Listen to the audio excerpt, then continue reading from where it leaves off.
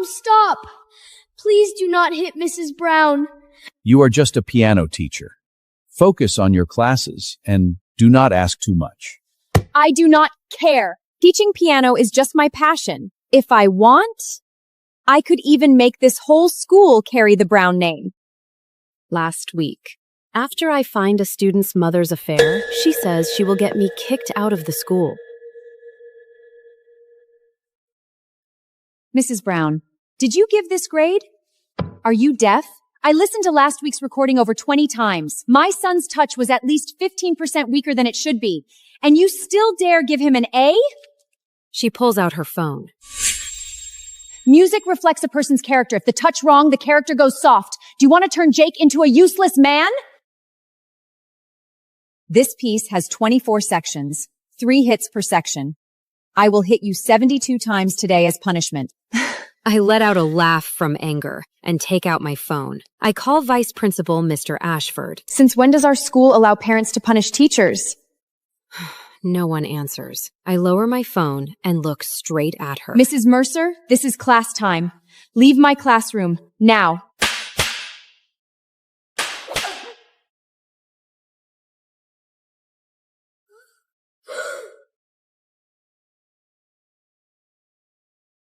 Not putting your hand out, how does that feel?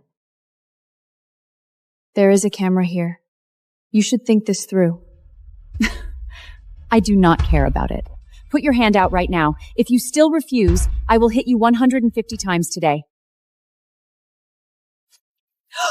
Shit! B, this level deserves a B+?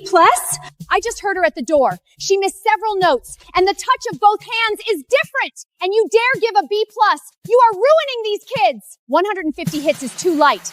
I will hit you 300 times before you learn your lesson. Mom, stop! Please do not hit Mrs. Brown. Shut up! Useless thing! You cannot even tell right from wrong! You dare stop me! Play this piece again. Only then do I realize Jake, the child who never even dares to lift his head in my class, is not born timid. Living with a mother like this, he must be trapped in fear from morning to night.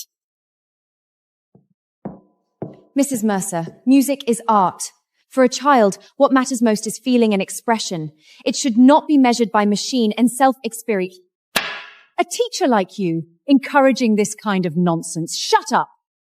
Notes must be perfect, down to the smallest detail. In the Mercer family, anything less than precise means shame. You turned my son into a useless child. Can you take responsibility for that? She actually pulls out her phone again and opens the same audio analysis app. She points it at the piano and watches the real-time waveform on the screen while she keeps cursing. At that moment, Mr. Ashford rushes in, out of breath. What is going on here?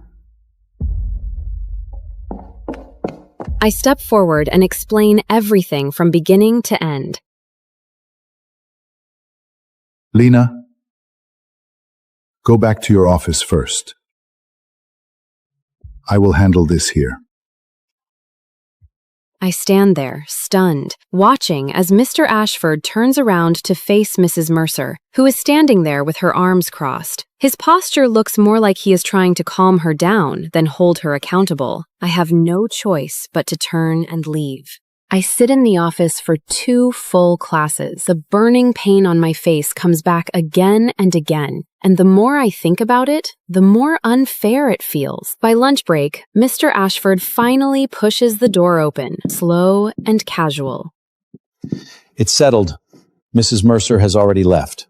How was it handled? She hit me in front of everyone, insulted me, and abused a child. You are just a piano teacher. Focus on your classes and do not ask too much. Just remember this. When it comes to Jake in the future, don't take it too seriously. Just tolerate it and it will pass. I almost laugh from anger. This is his solution?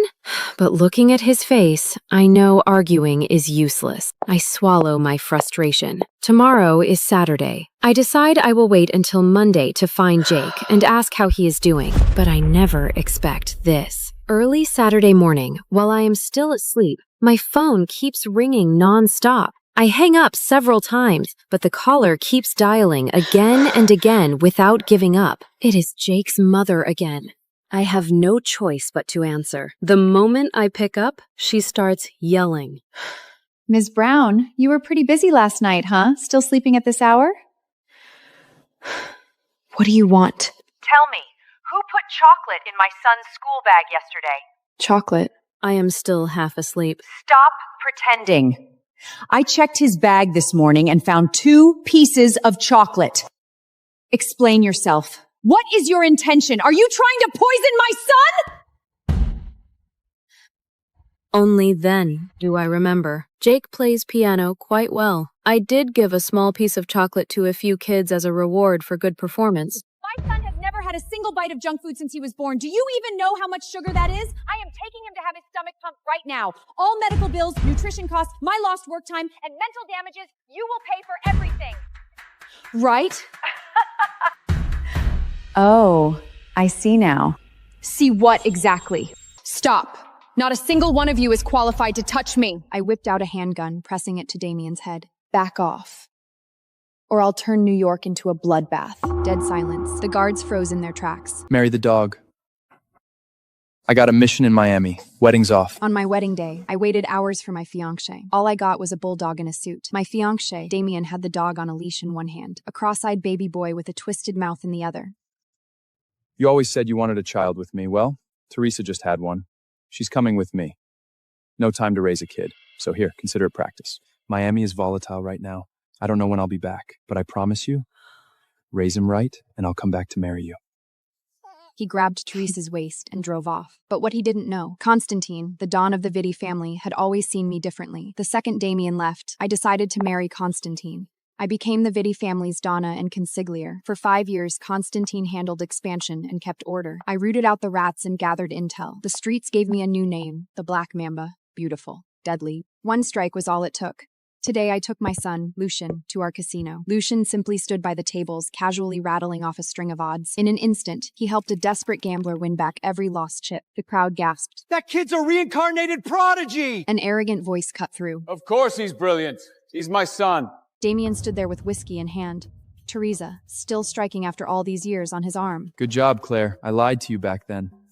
This child is mine and Teresa's. Look at him. A boy this smart obviously takes after me. But I'll admit it, you did a decent job raising him. I'll keep my promise. But Teresa gave me 5 years and a brilliant heir. I already promised Teresa the wife's place. You can be my mistress. I shoved Lucian toward the VIP lounge, finally glancing up at him. Save it, Damien. I'm the Donna of the Vitti family. I'm nobody's dirty secret. Damien frowned. I haven't even taken over as Don yet. We aren't married. Who calls you the Donna? Watch your mouth. I won't have my men saying I don't know how to discipline a woman. I scoffed. You? The Don? Relying on Teresa? She's just your nominal adoptive sister. Don't make me laugh. She's not even allowed in the inner circle. Damien's face darkened. I looked right past him to my driver. Take Lucian to the estate. Nobody moves! My driver stepped forward. Teresa cut him off. Get your hands off my boy, Teresa! She dodged me with the child in her arms. Your son? Are you insane? Since when did my son become yours? My driver rushed. Get your hands off the young master! Bam. Damien kicked him square in the chest. The driver flew backward, coughed up blood, and sprinted out the doors. The crowd scattered. Damien sneered. He grabbed my wrist. Claire,